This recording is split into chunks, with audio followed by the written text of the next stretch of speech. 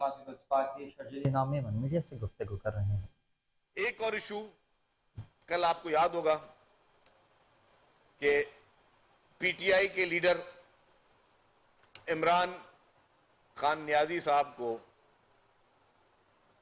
24 दिनों में रिलीफ दिया गया। कितने दिनों में? 24 दिनों में।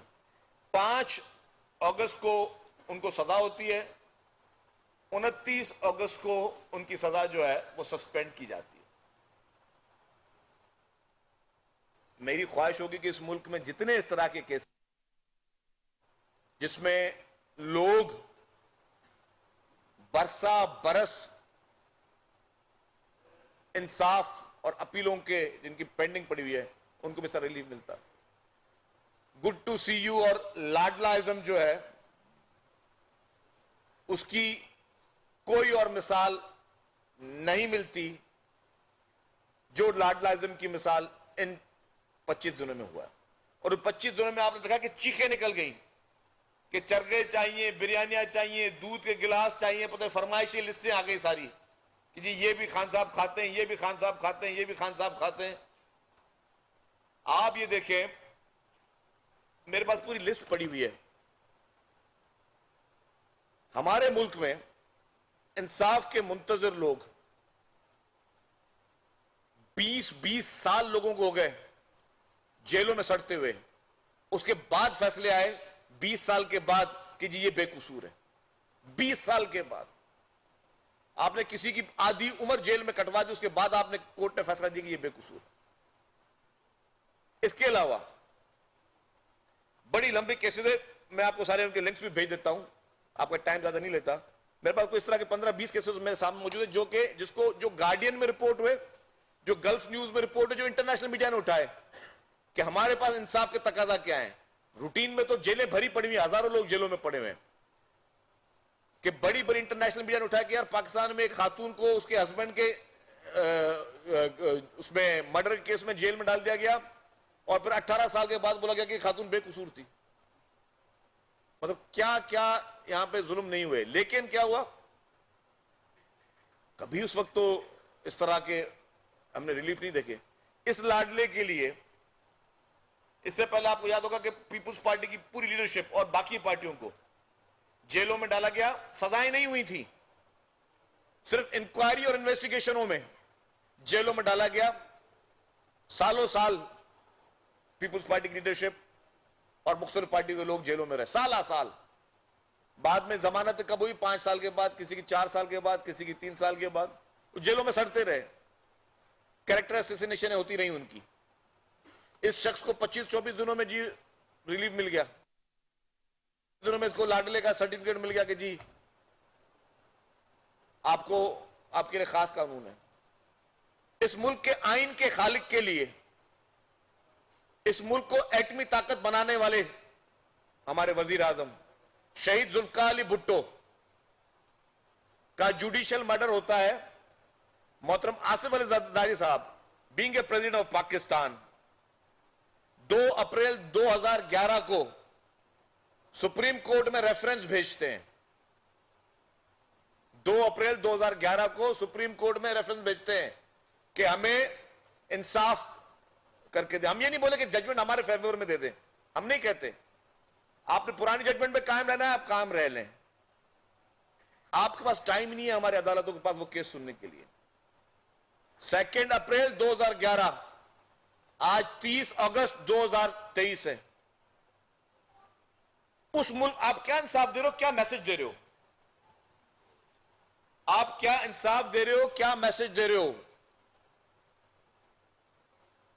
कि जिस शख्स ने इस मुल्क को आइन दिया, जिस शख्स ने इस मुल्क को एटमी ताकत दी, उसको इंसाफ के लिए आपको वक्त नहीं है। लेकिन हां, जो शख्स जिसका चेहरा आपको पसंद है, 24-25 दिनों में उसको जो है आपने फारिग कर दिया केस देके। ये क्या मैसेज आप दे रहे हो? तो क्या हम बेवकूफ हैं? क्या हम समझ नहीं रहे? क्या हमें चीजें नजर नहीं आ रही कि अपने कौमी हीरो के लिए अगर आपके पास वक्त नहीं है उसके केस चलाने के लिए, और एक ऐसे शख्स को जिसने इस मुल्क की सियासत को तबाह व बर्बाद किया, जिसने इस मुल्क के सियासी कल्चर को तबाह व बर्बाद किया, जिसने इस मुल्क में गाली गलौज के कल्चर को शुरू किया, जिसने इस मुल्क में नफरतों को शुरू किया, जिसने इस मुल्क में इदारों को मुतनाज़ बनाने की कोशिश की, जिसने इस मुल्क के इदारों के खिलाफ बेहुदा गिनावनी मुहिमें चलाई, जिसने इस मुल्क में भाई से भाई को लड़ाने की कोशिश की, जिसने इस मुल्क में तकसीम की सियासत शुरू की, जिसने इस मुल्क में पोलराइजेशन की सियासत शुरू की, उस जैसे ऐसे शख्स के लिए जो धांधली के जरिए इक़्तिदार में लाया गया, जिसके पास कोई अवामी मैंडेट नहीं था, जिसने इस मुल्क की मईशत को तबाह और बर्बाद कर दिया, जिसकी वजह से आज अवाम बिजली के बिल लेकर रोडों पे परेशान होकर घूम रहे हैं, जिसके लिए लोगों के घरों को अजाब बना दिया गया है महंगाई के जरिए, जिस शख्स की वजह से, उस शख्स के लिए इतनी बड़ी राहत। ये दो दोहरा मयार क्यों है पाकिस्तान के निजाम में? ये क्यों दोहरा कानून बनाया गया है? ये क्यों दोहरा मयार पैदा किया गया है? ये बायसे फिक्र है, ये बायसे तशवीश है। मैं समझता हूं इस तरह की चीजें जो हैं ये पाकिस्तान में नहीं होनी चाहिए, दोहरा मयार नहीं होना चाहिए, और अदालतों को तमाम जितने भी बेकसूर लोग जेलों में मौजूद हैं उनकी तरफ देखना चाहिए। ये उनका कसूर नहीं कि वो गरीब हैं, ये उनका कसूर नहीं कि उनकी आवाज लेने वाला, उनकी आवाज उठाने वाला कोई नहीं है, ये कसूर नहीं कि वो हमारे इस मुल्क में पैदा हुए तो उनको आप जेलों में सड़ने के लिए छोड़ दें और वीवीआईपी किस्म की ट्रीटमेंट वीवीआईपी किस्म के लोगों को दी जाए। ये मैं समझता हूं तो इसको खत्म होना चाहिए।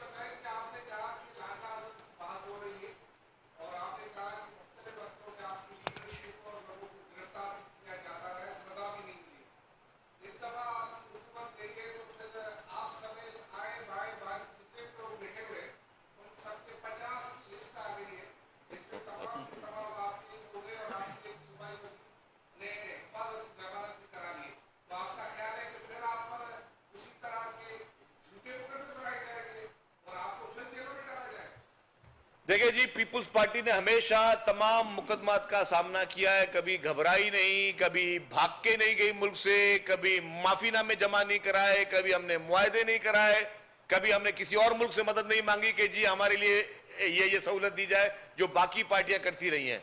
पीपुल्स पार्टी ने तो इस मुल्क के लिए जान के नजराने दिए। वाहिद खानदान है पाकिस्तान का, वाहिद खानदान, भुट्टो खानदान, पूरा का पूरा खानदान ने इस मुल्क में जमहूरियत के लिए, अवाम के लिए कुर्बानी दी। पाकिस्तान की हिस्ट्री में ऐसा कोई खानदान नहीं पता, और दुनिया की हिस्ट्री में ऐसा कोई नहीं है कि पूरे पूरे खानदान ने जो है वो जमहूरियत के लिए और अवाम के लिए जान के नजराने दिए हों। ये सिर्फ और सिर्फ क्रेडिट पाकिस्तान पीपुल्स पार्टी को जाता है, और पाकिस्तान पीपुल्स पार्टी जैसी और कोई जमात या और कोई कायदत आज दिन तक पाकिस्तान में पैदा नहीं हुई। ये बताएं कि आप जब हुकूमत में थे तब से लेकर आज तक कह रहे हैं कि लाडले तबलीग किया जाए, कौन नहीं आता? आपको पता करना चाहिए, बताना भी चाहिए कि कौन सी हुकूमत है जो उसको इतना लाडला कर रही है, क्या रीजन हो सकता है? देखिए जी, कहते हैं कि इसके गार्डियंस चेंज होते रहे मुख्तलिफ औकात में, जो होते पालने वाले, कभी इसको कौन पालता रहा है इस लाडले को, कभी कौन पालता रहा है। आजकल वो एक खास शख्स पाल रहा है जिसको कहता है गुड टू सी यू। जी खुशी हुई आपको देखकर, आपने मुल्क को 9 में करके गया था, ये 10-11 में क्या वाकया है, 9 में करके गया था, 2 दिन के बाद बोलता है गुड टू सी यू। जी आपने कितनी जबरदस्त कारकर्दगी दी जी, मुजम्मत कर दीजिएगा, जो भी आपने तबाही कर दी थी मुजम्मत कर दीजिएगा उसकी, जो मुल्क में सत्यानाश किया, जो इदारों पे हमले किए, जो एम्बुलेंस चलाई, जो बसें चलाई, जो लोगों को नुकसान पहुंचाया, बस मुजम्मत कर दीजिएगा खान साहब, गुड टू सी यू। अब ये आजकल वो गार्डियन बने हुए, तो ये गार्डियन जो है ना इसके वो चेंज हो रहे हैं इसके। एक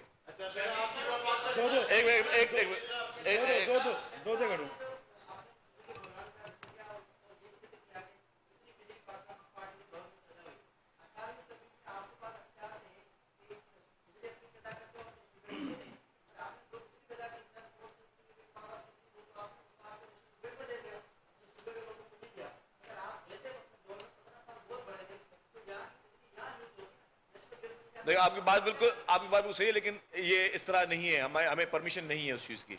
हमें जो भी बिजली पैदा करनी है वो हमें नेशनल ग्रिड में ही देनी है, हम खुद उसको यूज नहीं कर सकते, हम किसी को डायरेक्ट बेच नहीं सकते, लेकिन हमें फिर भी जो है हमें नेशनल ग्रिड, जो भी बिजली हमने पैदा की और अब मजीद भी होगी, मैं आज भी कह रहा हूं आपको पता है बीच में थरकोल के काम के लिए ये शुरू में मंसूबा तो शहीद मोहतरमा बेनजीर भुट्टो साहब ने शुरू किया था, लेकिन फिर भी रोड़े अटकाने की कोशिश की गई इस मंसूबे के लिए। बाद में भी कोशिश की गई, इमरान खान का जो 3.5 साल के दौर थे, आप देखें कि डिस्करेज करने की कोशिश की गई इस चीज को। हमें याद है माजी में भी कुछ हुकूमतों ने, मैं उन वजीरों के नाम नहीं लेना चाहता, उन पार्टियों के नाम नहीं लेना चाहता जिन्होंने राइटिंग में दिया कि हमें बिजली की जरूरत नहीं है। जब थर के कोयले की बिजली हमने फेडरल गवर्नमेंट में दी, ये पीटीआई की हुकूमत में पहले की बात कर रहा हूं, तो एक वफाकी वजीर साहब से उन्होंने राइटिंग में दिया कि हमें बिजली की जरूरत नहीं है। वो खुदा के बंदो कुछ अक्ल का से काम लो। आपको इस वक्त पाकिस्तान में बिजली की जरूरत है, बिजली की पैदावार की जरूरत है, और मैं फिर बोल रहा हूं, जो सस्ते में सस्ती बिजली पैदा होगी तो आप सस्ते में सस्ती बिजली बेचोगे, और वो सस्ते में सस्ती बिजली आपको कोयले से मिल सकती है। वो पूरी दुनिया ने प्रूव कर दिया। बीच में वो ग्रीन एनर्जी और ये सारे कॉन्सेप्ट चले, लेकिन वो जिन मुल्कों ने कोयले से बिजली, पूरा यूरोपियन कंट्रीज जो है वो कोयले पे बिजली पे आ गए। तो आपको कोयले पे रिलाय करना पड़ेगा। आपके पास वाहिद हल है सस्ती बिजली देने का कि आप कोयले को ज्यादा प्रमोट करें, आप सियासत से काम ना लें। ये सब लोगों ने उन दिनों में कौमी गुनाह किए ही हैं, जिन्होंने कहा कि हमें बिजली की जरूरत नहीं है, हमारे पास बिजली पर, ये इमरान खान की गवर्नमेंट में भी ये कहा गया कि जी हमें बिजली की जरूरत नहीं है। तो ये सारी चीजें जो है, ये अब मैं क्या कहता हूं कि एक नादानी होती है, एक होती है मिस्टेक। ये मिस्टेक नहीं, जब आप कोई फैसला कौम के लिए करने जा रहे हो ना, तब वो मिस्टेक अलाउ नहीं होती है, तब ये होता है ब्लंडर। और ब्लंडर आप कौम के लिए नहीं कर सकते। मेरी गलती की वजह से अवाम को कभी तकलीफ नहीं होनी चाहिए। अगर मैं कोई ऐसी अपनी, चाहे सियासत की सियासी सोच रख के कोई गलती कर रहा हूं, या कोई तासुब रख के गलती कर रहा हूं, या किसी मकसद से भी कोई ऐसी गलती कर रहा हूं, या मेरी नॉलेज नहीं है जिससे पब्लिक नुकसान पहुंचे, तो then it is a criminal negligence. रहनुमा पीपल्स पार्टी शर्जील इनाम मेमन की न्यूज कॉन्फ्रेंस जारी थी। उनका कहना था थरकोल में सस्ती बिजली पैदा की जा रही है, बिजली के बिलों ने हर तबके को मुतासिर किया है। 400 यूनिट्स इस्तेमाल करने वालों को 800 यूनिट्स का बिल भेजा गया। सिंध हुकूमत 2 लाख खानदानों को सोलर प्लेटें दे रही है। उन्होंने ये भी कहा कि 10% मालिक मकान और 90% सिंध हुकूमत अदा करेगी। 5 लाख खानदानों को सोलर के जरिए बिजली देना बहुत बड़ा रिलीफ होगा।